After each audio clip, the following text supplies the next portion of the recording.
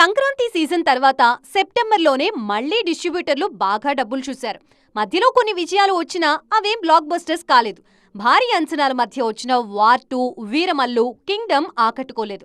ఈ గ్యాప్లో హిట్ 3, తండేల్ బయటపడ్డాయి. మ్యాడ్ స్క్వేర్ కోర్ట్ ఇరగదీశాయి. కానీ ఊపొచ్చింది మాత్రం సెప్టెంబర్లోనే. సెప్టెంబర్ 5న వచ్చిన లిటిల్ హార్ట్స్ బయ్యర్లకు 5 లాభాలు తీసుకొచ్చింది. సెప్టెంబర్ 12న విడుదలైన తేజ సజ్జా మిరాయి సైతం బయ్యర్లకు భారీ లాభాలు తీసుకొస్తుంది. ఇప్పటికే ఈ చిత్రం 130 కోట్లకు పైగా గ్రాస్ని తీసుకొచ్చింది. అదే రోజు విడుదలైన కిష్కింధపురి సైతం మంచి లాభాలు తీసుకొచ్చింది. ఇక ఓజీతో 2025 సెకండ్ హాఫ్ డిసైడ్ కానుంది. రవితేజ మాస్ జాతర కూడా త్వరలోనే విడుదల కానుంది. ఈ సినిమా డేట్ పై క్లారిటీ ఇవ్వనుంది సితారా ఎంటర్టైన్మెంట్స్. దసరా సీజన్ ని ఓజీతో పాటు పంచుకోవడానికి వచ్చేస్తుంది కాంతారా 2. డబ్బింగ్ సినిమానే అయినా దీనిపై అంచనాలు భారీగానే ఉన్నాయి.